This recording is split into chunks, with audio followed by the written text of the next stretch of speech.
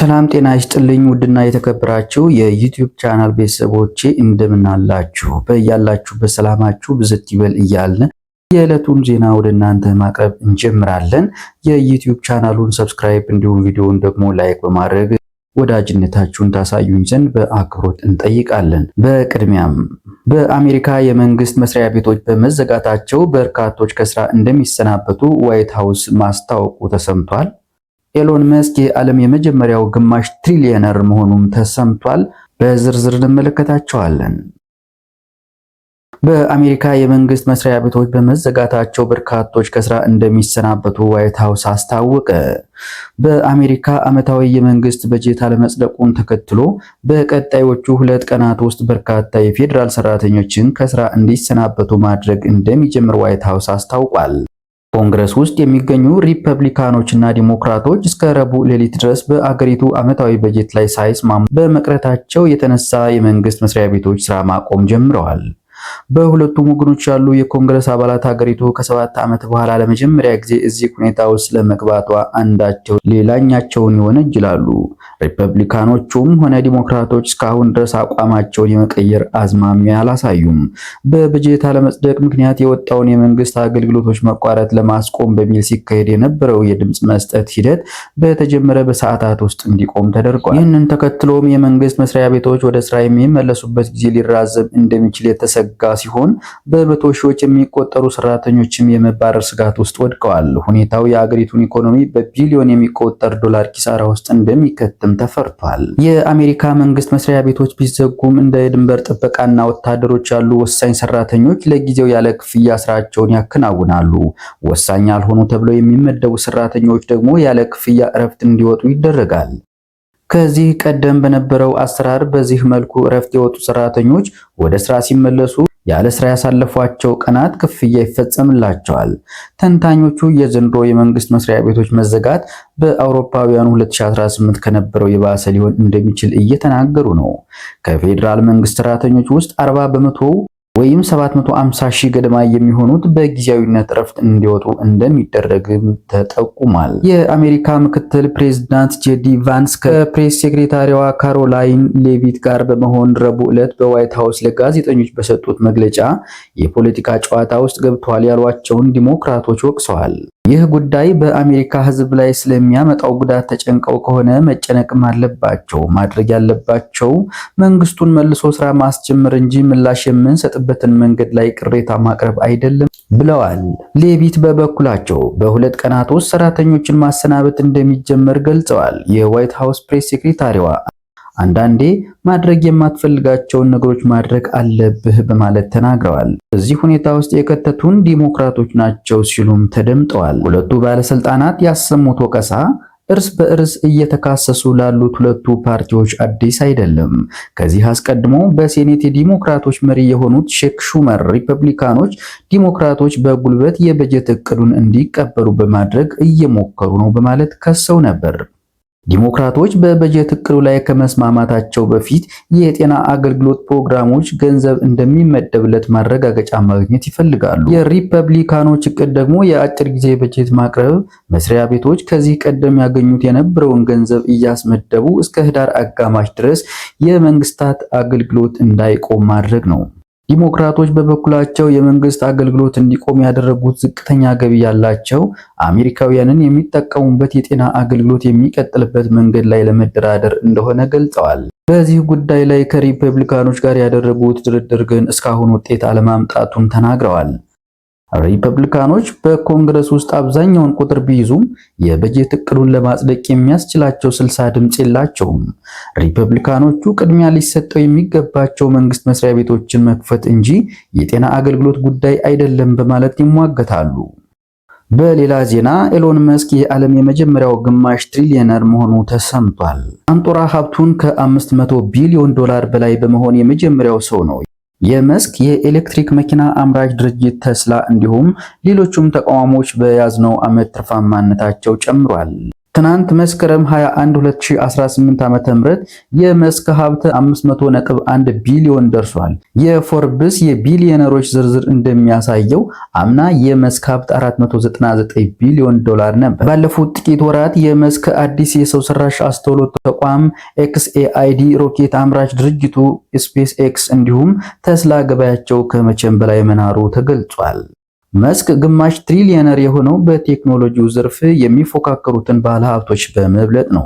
በፎርብስ የቢሊዮነሮች ዝርዝር መረጃ መሰረት የኦራክል መስራች ላሪ ኤሊሰን ሀብቱ ወደ 350.7 ቢሊዮን ዶላር የሚጠጋ ሲሆን የዓለም ሁለተኛው ቱጃር ነው። ባለፈው ወር የኦራክል የገበያ ድርሻ ከ40% መብለጡን ተከትሎ የኤልሰን ሀብት ከመስክ በጥቂቱ የላቀ ነበር።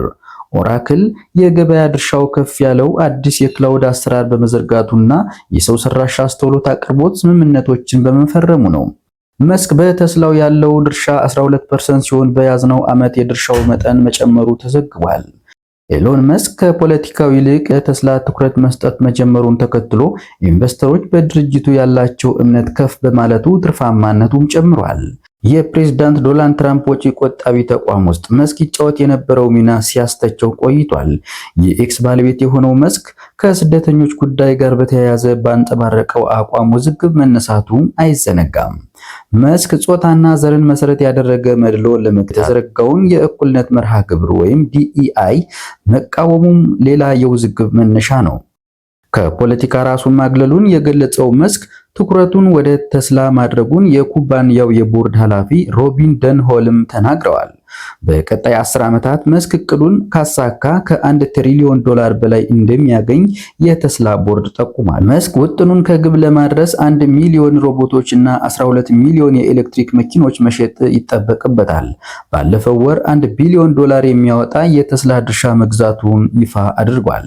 ይህም በተቋሙ ላይ ያለውን ጠንካራ እምነት ያሳያል ተብሏል። ተስላ ባለፉት ዓመታት የተለያዩ ፈተናዎች ገጥመውታል። ከቻይናው የኤሌክትሪክ መኪና አምራች BYD የገጠመው ፉክክር ዋነኛ ነው።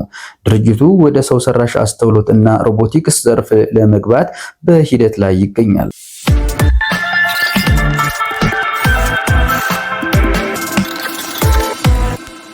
የእስራኤል የባህር ኃይል ወደ ጋዛ እየተጓዙ የነበሩ የሰብአዊ እርዳታ ጀልባዎችን ለሶስተኛ ጊዜ ማስቆሙም ተሰምቷል። የእስራኤል የባህር ኃይል ወደ ጋዛ ሰብአዊ የእርዳታ ይዘው በመጓዝ ላይ የነበሩ ጀልባዎችን ማስቆሙ ተገለጸ። ስዊድናዊቷ የአየር ንብረት ለውጥ ተሟጋች ግሪታ ቱንበርግን ጨምሮ ሌሎችም ሰብአዊ እርዳታውን ይዘው እየተጓዙ የነበሩ የመብት ተሟጋቾች በእስራኤል ባህር ላይ ተይዘዋል። የእስራኤል የውጭ ጉዳይ ሚኒስትር በርካታ ጀልባዎች ደህንነቱን በጠበቀ መንገድ እንዲቆሙ ተደርጓል ብሏል። የመብት ተሟጋቾቹ ወደ እስራኤል ወደብ መወሰዳቸውም ተገልጿል። ለጋዛ ሰብአዊ እርዳታ ለማድረስ በጀልባ የሚጓዙት ሰዎች ስብስብ ግሎባል ስሙድ ፍሎቲላ ወይም GSF እንዲቆም የተደረገው ወደ ጦር ቀጠና በመቃረባቸው ነው ሲል የእስራኤል የውጭ ጉዳይ ሚኒስትር አስታውቋል። ወደ ጋዛ እየተጓዙ የነበሩ ጀልባዎች 30 እንደነበሩና ከመዳረሻቸው በ85 ኪሎ ሜትር ርቀት ላይ ሳሉ እንዲቆሙ መደረጉን GSF ገልጿል።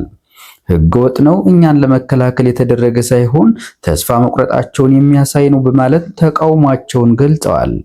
ከጀልባዎቹ አንዱ ሆነ ተብሎ እንዲጋጭ ተደርጓል ሲሉ የመብት ተሟጋቾች ተናግረዋል። ከፍተኛ መጠን ያለው ውሃ በሚለቀቅ መሳሪያ ጀልባዎቹ እንደተመቱም ጠቁመዋል።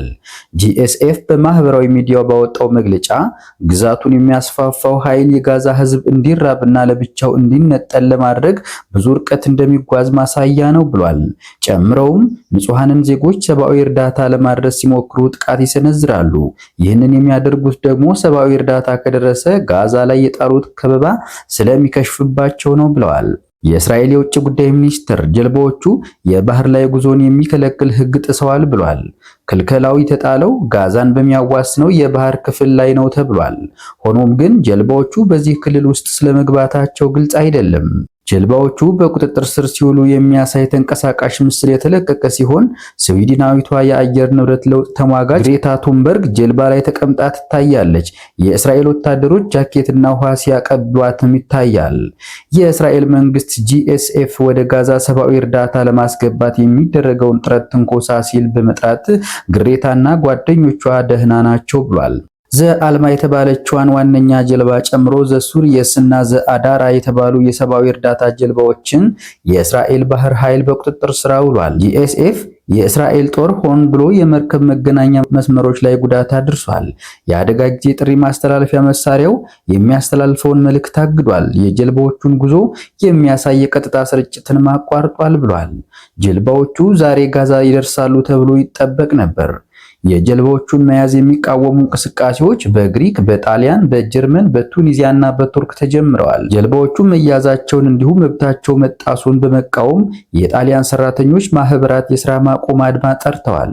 የቱርክ የውጭ ጉዳይ ሚኒስተር ጀልባዎቹ በቁጥጥር ስር መዋላቸውን የሽብር ድርጊት ነው በማለት የዚህ ጥቃት አድራሾቹ ሊጠየቁ ይገባል ሲል አሳስቧል። የኮሎምቢያ ፕሬዝዳንት ጉስታቮ ፔድሮ የእስራኤል ዲፕሎማቶችን በአጠቃላይ ከአገራቸው አባረዋል። ጀልባዎቹ መያዛቸውን ተቃውመው የኔታንያሁ ዓለም አቀፍ ወንጀል ነው ብለውታል። በተጨማሪም ከ2020 አንስቶ ኮሎምቢያ ከእስራኤል ጋር ያላትን ነፃ የንግድ ስምምነት ሰርዘዋል። በሰብአዊ እርዳታ ጀልባዎቹ ላይ የሚገኙ 2 ኮሎምቢያውያን እንዲለቀቁ ፕሬዝዳንቱን ጠይቀዋል። የአየርላንድ ምክትል ጠቅላይ ሚኒስትር ሳይመን ሃሪስ ጀልባዎቹ መያዛቸው አሳሳቢ ነው ብለው እስራኤል ዓለም አቀፍ ስምምነትን እንድታከብር ጠይቀዋል። ከተያዙ ሰዎች መካከል የህዝብ እንደራሴው ክሪስ አንድሪውስ እና ሌሎችም አየርላንዳውያን ይገኙበታል። ከዚህ ቀደም በሰኔና ሐምሌ ወራት ወደ ጋዛ ይጓዙ የነበሩ የሰብአዊ እርዳታ ጀልባዎችን እስራኤል አስቆማለች። እስራኤል የጀልባዎቹ ጉዞ ለሰልፊ ነው ብላ ለማጣጣል ብትሞክርም ግሬታ ቱንበርግ ባለፈው ሳምንት ከቢቢሲ ጋር ባደረገችው ቃለ ምልልስ የሰዎችን ትኩረት ለማግኘት ብሎ ማንም ህይወቱን አደጋ ላይ አይጥልም ብላለች። ዓለም አቀፍ የተራድኦ ድርጅት ወደ ጋዛ ምግብ እና መድኃኒት ለማስገባት ቢሞክሩም እስራኤል አልፈቀደችም። ሰብአዊ እርዳታው በሐማስ እጅ እንዳይወድቅ ክልከላው እንደተጣለ እስራኤል ትገልጻለች። እስራኤልና አሜሪካ በጥምረት ምግብ ማከፋፈያ ማዕከላት አቋቁመናል ቢሉም የተባበሩት መንግስታት የጋዛ ሰብአዊ እርዳታ ክፍል ማዕከላቱ ስነ ምግባር የጎደላቸው ናቸው በሚል እንደማይተባበር አስታውቋል። የመንግስታቱ ድርጅት በጋዛ ረሃብ መስፋፋቱን አውጇል። የድርጅቱ የሰብአዊ እርዳታ ኃላፊ እስራኤል በስልታዊ መንገድ እርዳታ እንዳይገባ አግዳለች ብለዋል። የፈረንሳይ የውጭ ጉዳይ ሚኒስትር ዣን ኖኤል ባሮት ፈረንሳይ ማንኛውም የጀልባ እንቅስቃሴ ደህንነቱ የተጠበቀ እንዲሆን አድርጋለች የሚል መግለጫ አውጥተዋል። የጣሊያን የውጭ ጉዳይ ሚኒስትር አንቶኒዮ ታጃኒ እንዳሉት ጣሊያናውያንና ፈረንሳውያን ፖለቲከኞችን ጨምሮ በጀልባዎቹ የተሳፈሩ 500 ሰዎች ላይ ጥቃት እንደማይደርስ ከእስራኤል ማረጋገጫ ተሰጥቷቸዋል። የጀልባዎቹ ጉዞ በእቅድ ነው የተከናወነው።